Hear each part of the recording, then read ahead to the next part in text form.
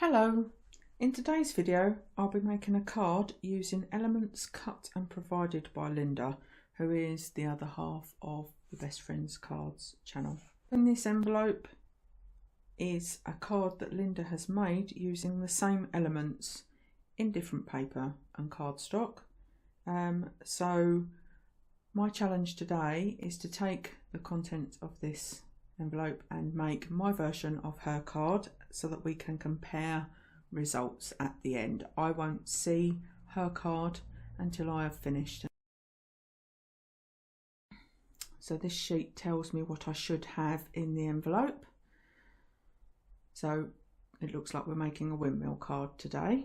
So I've made one of these already on the channel. So if you'd like to go and check that out, that'd be great. Also, be good if you could like and subscribe to the channel and click the bell icon so that you're notified of any new videos. So I'm setting the envelope aside because that's got the Linda's finished card in it.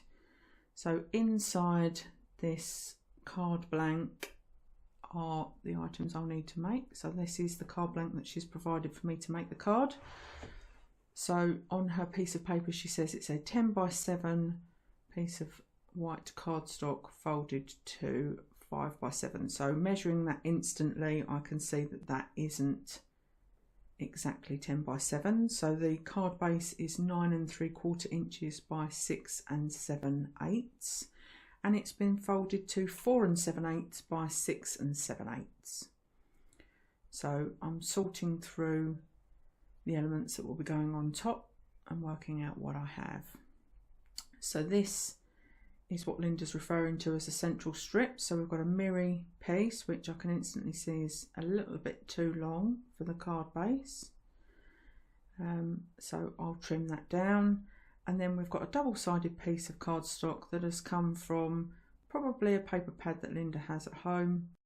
So the first job is to trim these strips down to the size so that they fit the front of this card blank. So I'm going to do that and I'm going to come back once it's done.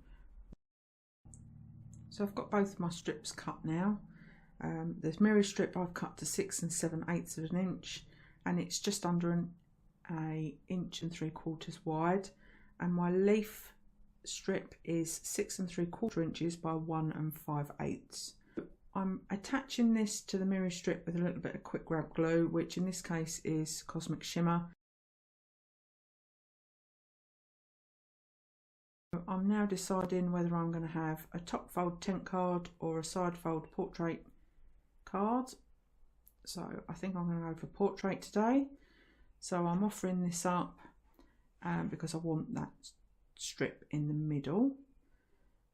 So I'm going to find where's best to centre that.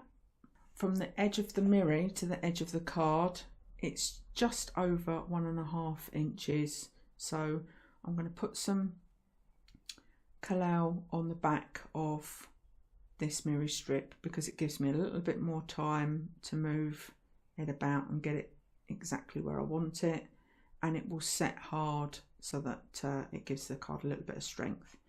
So I'm laying that down, and in a moment I'm going to bring in the ruler just so that I can get it in the right place. So as you can see, just over 1.5 inches from the edge of each side.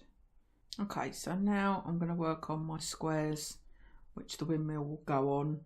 So on Linda's sheet of paper, she states that they are 3 5/8 of an inch. So that is the mirri, which is the back square.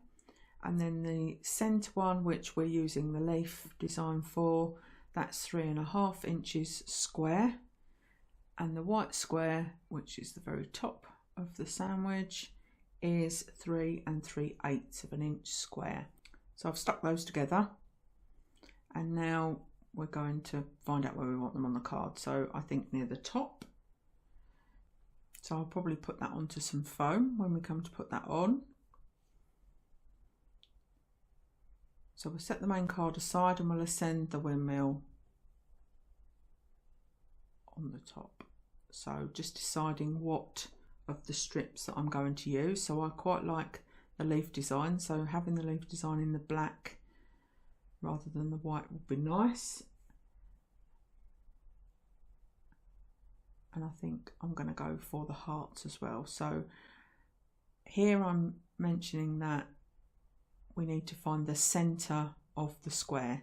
So I'm going to mark with pencil across each corner to find the centre. We will be using these lines to make sure that the windmill veins are in the right place. And these pencil marks can be rubbed away after.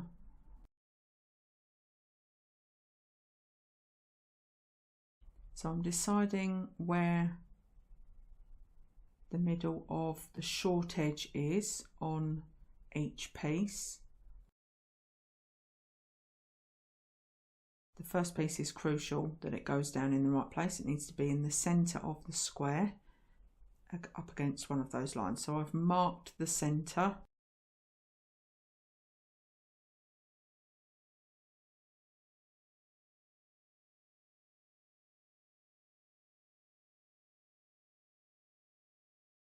So I've got all my pieces ready and I'm going to weave, because it's a woven design.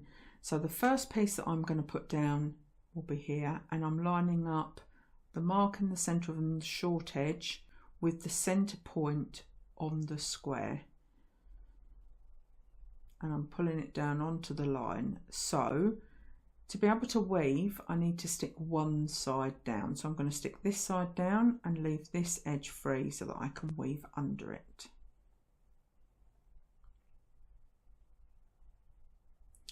So let's get that side down. I'm going to use some quick grab glue to do that. So I'm taking note of the fact that my piece goes over the edge slightly, so I'm going to hang on to that, and I'm going to put just a little bit of glue on the side that I want to stick down. You don't need much, it will hold quite well just with a little piece in the centre. So again, making sure that my centre point lines up with the centre of the square and laying the edge down on the line that I drew across from the corner to corner.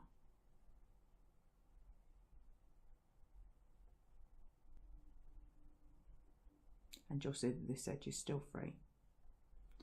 So I'm going with the opposite colour and I'm going to butt that up next to it.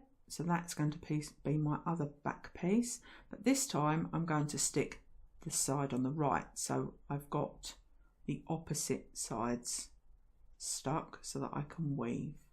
So again, repeating the process, but this time I'm sticking down the right hand piece. So I'm going to take my next piece and I'll be weaving this piece. So I'm just deciding where I'm going to have each piece go. So I've decided I'm going to put this one underneath this side. So I'm lining the centre marking on the short edge with where the two other pieces meet, and I'm using the pencil line to line it up so that I know that it's in the right place. This piece can have glue on the back completely because it's being stuck down and won't move now. And I'm lifting the edge and tucking under one side. Now I'm going to gently lift that up and I'm going to stick that edge down, just put a little bit of glue down where I know it's going to fall. Just trying to make that easier for you to see. And now that side's stuck down. So now I'm going to flip it round and repeat the process on the other side. This one will be easier to line up because I've already got that on the pencil mark. So again, a little bit of glue. Underneath the right side because we've spun it round, and push it up against the top one, making sure that the corners are meeting.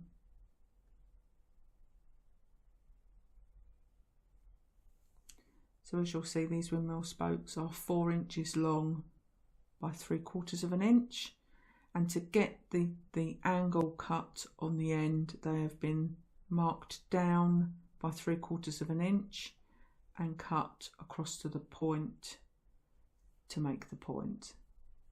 In a video that I've previously shared, I show you how to cut the second one without having to mark it on my guillotine, so do check that out. So this is where I want it on the cards.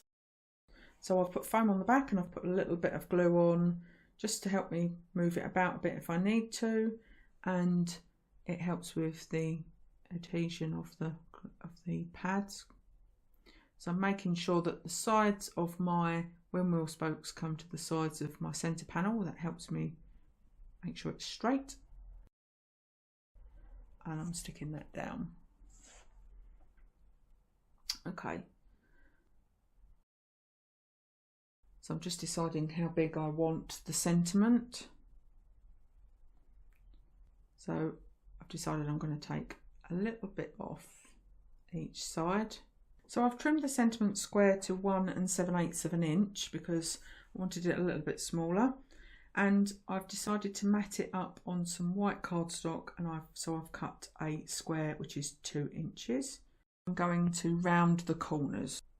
I've chosen the 7mm option for corner rounding on this punch, and I'm rounding all 4 corners on the sentiment, and I'm also using the same size to round all 4 corners on the white.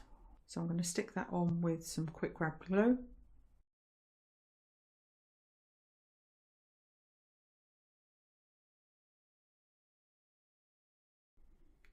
And I'm going to pop it up on some foam just underneath the windmill.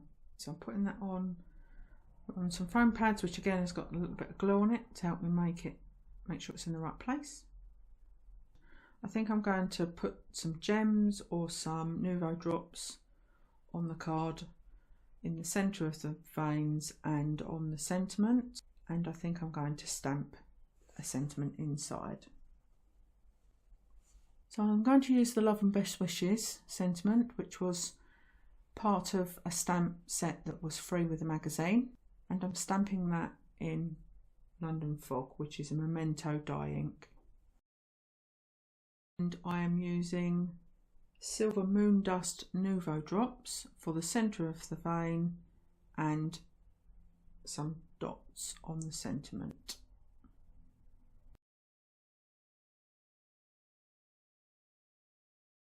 So this is the finished card. Let's open the envelope and see Linda's version.